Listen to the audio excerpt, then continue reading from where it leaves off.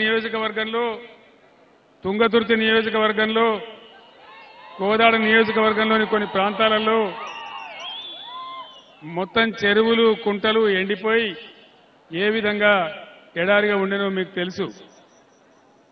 బ్రహ్మాండంగా కాళేశ్వరం ప్రాజెక్టు కట్టుకున్న తర్వాత అద్భుతమైనటువంటి నీటి సదుపాయం తెచ్చుకున్నాం. సూర్యాపేట, తుంగతుర్తి ప్రాంతాలలో సుమారు 2.5 లక్షల ఎకరాలకు బ్రహ్మాండంగా నీళ్లు వచ్చినాయి, పారినాయి. అదేవిధంగా కరెంటు ఎంత బాగా చేసుకున్నామో, ఒక్క నిమిషం కూడా కరెంటు పోకుండా ఎంత అద్భుతంగా మనం చేసుకున్నామో మీకు తెలుసు.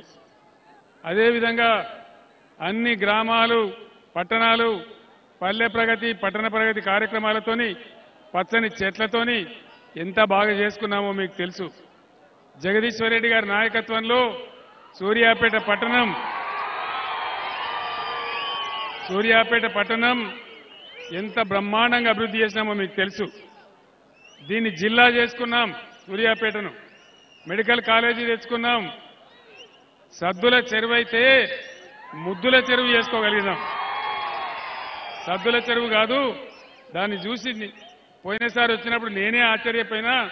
సద్దుల చెరువు ఒక ముద్దుల చెరువుగా మారిపోయింది, అద్భుతమైన చెరువుగా మారిపోయింది. ఇటువంటి మంచి కార్యక్రమాలు అనేకం చేసుకున్నాం, అనేక కార్యక్రమాలు చేసుకున్నాం. పేదవాళ్లకు పెన్షన్లు ఇచ్చుకున్నాం. 200 రూపాయల పెన్షన్ని 2000 రూపాయలు చేసి పేద సాధాలందరినీ కాపాడుకున్నాం. లంబాడి తండాలన్నీ గ్రామ పంచాయతీలు చేసి గిరిజన జాతి యొక్క గౌరవాన్ని పెంచుకున్నాం. ఇట్లా దళిత బిడ్డలు ధనిక బిడ్డలు కావాలని కుటుంబానికి 10 లక్షలు ఇచ్చి దళిత బంధు కార్యక్రమాన్ని తెచ్చుకున్నాం. ఇవన్నీ కూడా మీ కళ్ళ ముందు జరిగిన కార్యక్రమాలు. బ్రహ్మాండంగా తెలంగాణ ముందుకు దూసుకొని పోతా ఉండే.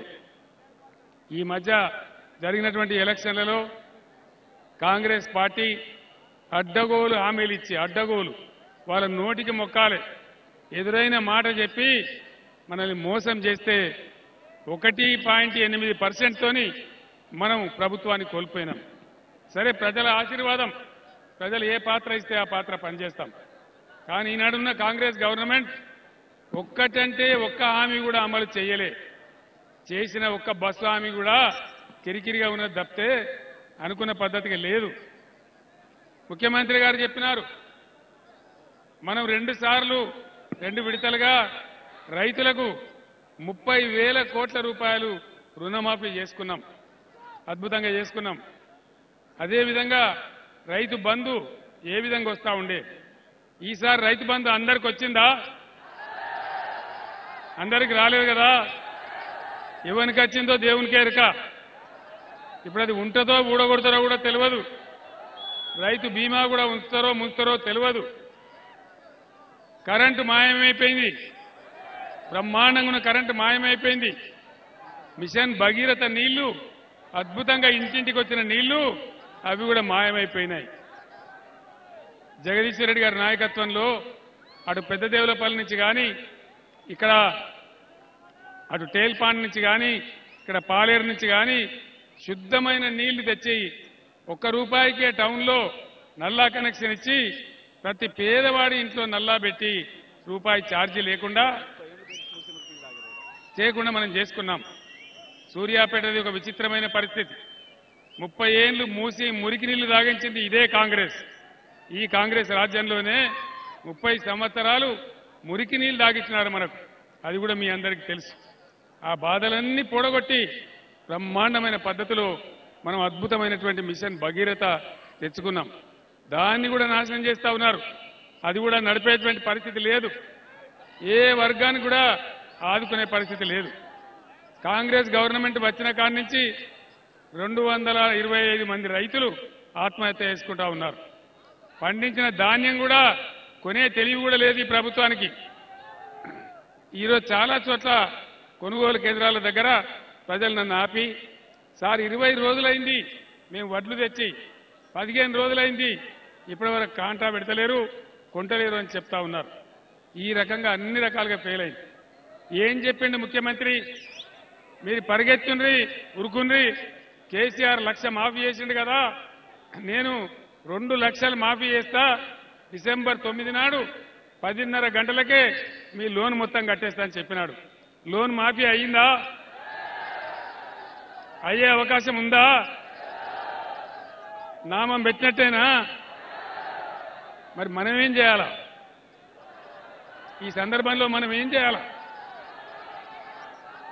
అన్ని హామీలు, దళిత బంధు గతి ఏం చేస్తారో తెలియదు.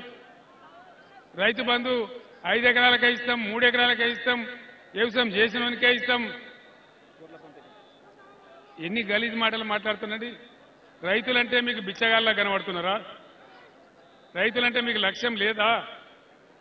కేసీఆర్ సీఎంగా ఉన్నప్పుడు రైతులు మంచిగా నడింట్లో పండుకొని ఆటో స్టార్టర్ పెట్టి బ్రహ్మాండంగా పొలాలు బారిచ్చేది, కాలు మీద కాలేసుకొని ఉండేది.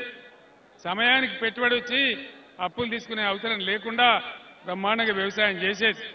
3.5 కోట్ల టన్నులు వడ్డు పండించి తెలంగాణ ఇవాళ అన్ని పోతా ఉన్నాయి.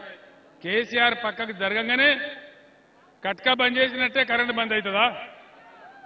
కట్కా బంద్ చేసినట్టే నీళ్లు బంద్ అవుతాయా? మొన్న ఇక్కడ పంటలు ఎండిపోతే నేను చూడ్డానికి వచ్చిన, జగదీశ్వర్ రెడ్డి గారు, నేను, కిషోర్ గారు అందరం కలిసి తుంగతుర్తి, సూర్యాపేట నియోజకవర్గాలు చూడ్డానికి వచ్చినాం.